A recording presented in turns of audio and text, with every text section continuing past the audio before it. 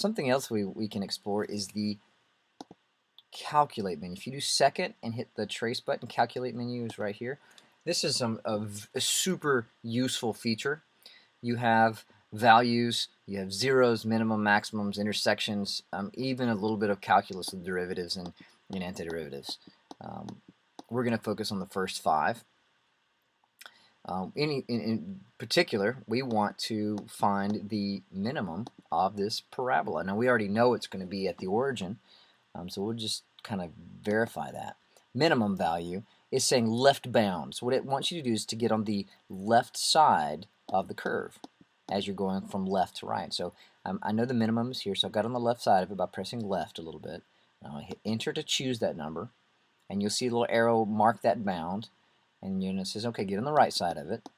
What it's asking you to do is to choose some x values so that it can search for the minimum values in between those two numbers.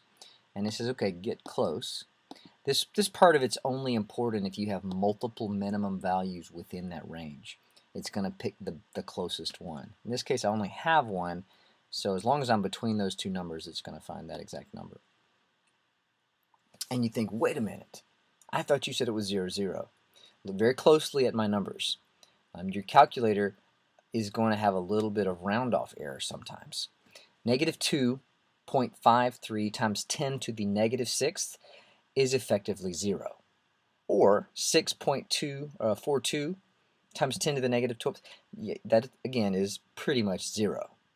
So be careful.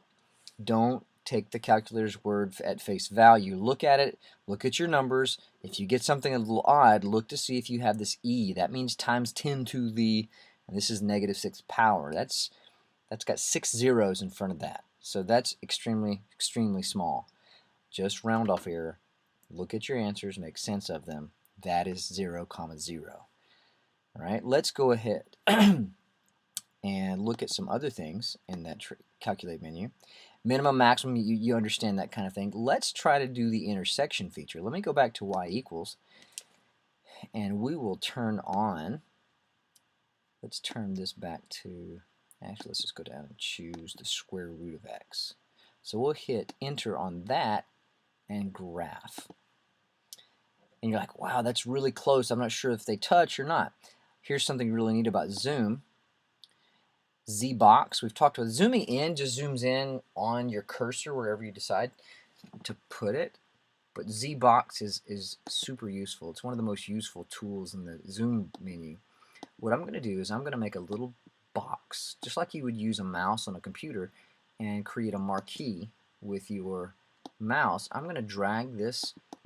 I'm going to use the arrows and drag a little box. I pick one corner, I go up or down, and then I go over a little bit, making sure that I get my little box over the area that I really want to look at a lot closer.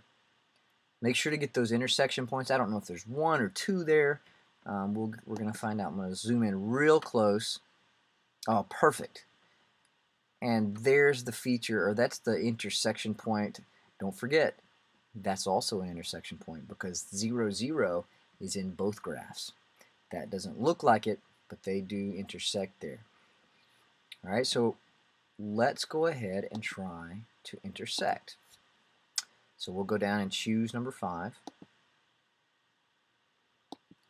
I'm going to scroll. It's asking for the first curve, so just hit enter. I've only got 2 graphs, so there's not really a whole lot. You'll see the cursor change, and you'll see the name of the graph at the top. Make sure it's those 2 graphs. This is very important when you have maybe 4 or 5 different things graphed at the same time, and you want to make sure that they intersect each other.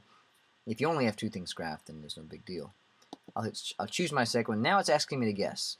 Remember I told you earlier that there were 2 different intersection points. We have 0, 0, and we have this one. It's going to ask, if I hit enter right now, it's going to automatically find this one because I'm closer to that one than I am to this one. So I can go ahead, I'm just going to scroll a little bit closer just to be safe, and then I'll hit enter, and it finds the intersection at 1, 1. And therefore, easy, right? Another way to look at for intersections, this one's not as accurate because you would have to look for it. We know that for y4, for the square root, we don't have a domain back in the negative, so we're going to scroll down just a little bit. And what you can see automatically is here's my x value, there's my y value, so 0, 0 is a point on my first graph, 0, 0 is a point on my second graph. 1, 1, and 1, 1, also a point on that. So you can see that, and this is nice if you have whole number units away from the mean, but if it's something that's a decimal, you're going to have to use that second trace and pick up that intersection point right there. Zeros, pretty much what it sounds like. If I want to find out where the graph goes through the x-axis, I can use that just like I found the maximum. Minimum works exactly the same way. Value is a default feature for this. You don't really have to choose that. Let me show you. If I wanted to find out, let me trace. If you have to hit trace first, and it says, okay, I'm tracing the graph x squared. Well, if I wanted to know what the value of x squared, and I plug in what is the y value at 0.5, so I type in 0.5. Notice it's telling me I'm going to plug in this x into that equation, and it's going to spit out the coordinates. I hit enter, and it tells me 0.5 is 0.25, which we know x squared would end up being that value. Now I could do that again. I can hit trace again, but this time I'd like to trace the other equation. Let's push down, and it changes to the other equation. And I can type in, well, let's try 0.5 in there too. And I'll hit enter, and it tells me, oh, that's 0.707. And so that would be the value, me plugging it in. So that's, if you look at value underneath your calculate menu, that's what that does. So there's really no need in actually using that feature, because it's by default. If I hit trace and type a number in and hit enter, it's going to tell me whatever the value is on the graph that I'm tracing. Be careful about that.